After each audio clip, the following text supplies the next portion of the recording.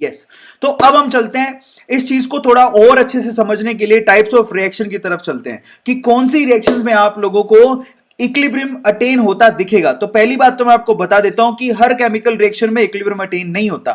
देखो रिएक्शन दो तरह की होती है, एक तो होती है रिवर्सिबल रिएक्शन, ठीक है। कौन सी होती है? Reversible reaction. रिवर्सिबल रिएक्शन का मतलब अगर रिएक्टेंट से प्रोडक्ट बन रहा है तो प्रोडक्ट से रिएक्टेंट बनेगा, इसको हम लोग रिवर्सिबल रिएक्शन कहते हैं और इसको हम लोग इस सिंबल से दिखाते हैं।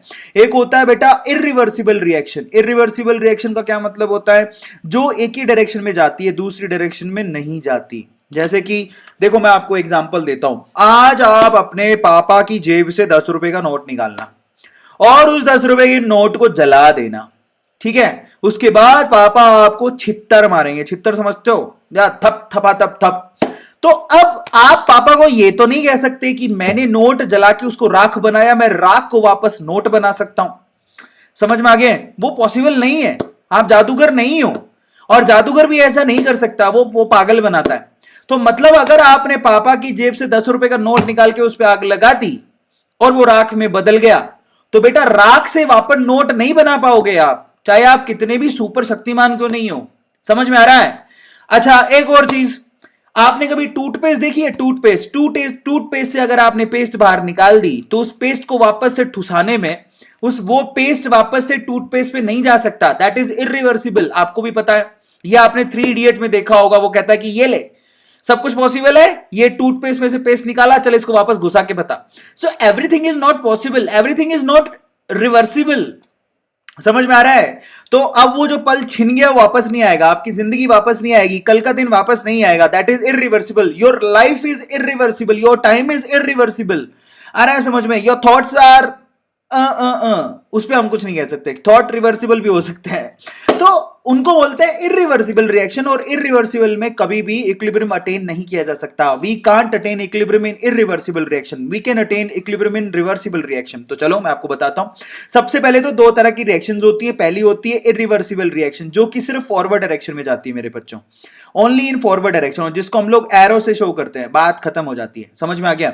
सो बेसिकली यहां पर कंस्ट्रेंट क्या है? जो इरिवर्सिबल रिएक्शन होती है उससे आप रिएक्टेंट से प्रोडक्ट तो बना सकते हो, लेकिन प्रोडक्ट से कभी रिएक्टेंट नहीं बना सकते हो। समझ में आ गया?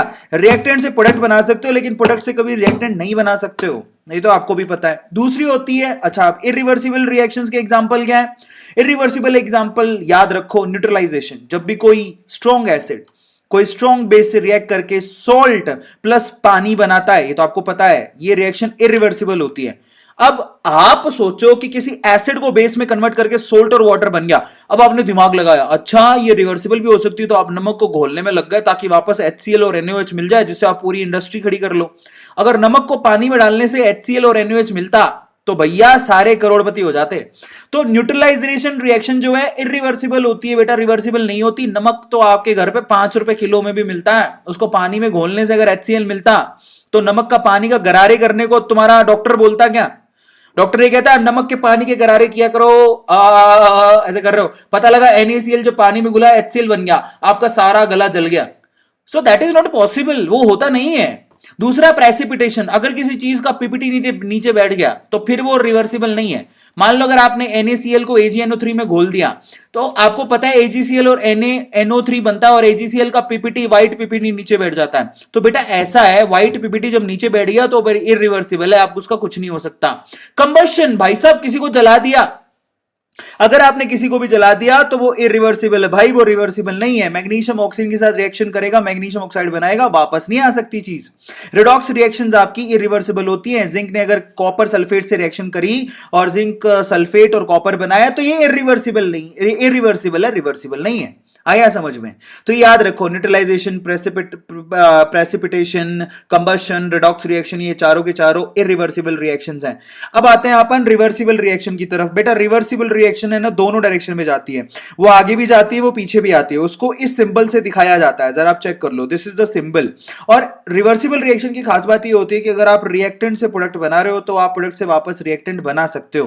तो यहां पर दोनों चीज अचीवेबल होती है। एग्जाम्पल के तौर पर देखो, जब आप नाइट्रोजन को ऑक्सीजन के साथ रिएक्ट कराते हो तो जब आप ये नाइट्रिक ऑक्साइड बनाते हो, which is this is reversible reaction, मतलब आप N2O2 करके NO भी बना सकते हो और NO से वापस N2O2 गेन कर सकते हो। आपको ये भी पता होगा जो अमोनिया आप लोग घर पे बैठ के, मतलब घर पे तो नहीं बनाते, हैबस प्रोसेस में जब आप अमोनिया बनाते हो तो नाइट्रोजन जब हाइड्रोजन के साथ रिएक्ट करके अमोनिया बनाता है तो अमोनिया रिवर्सिबल होके नाइट्रोजन और हाइड्रोजन वापस भी दे सकता है।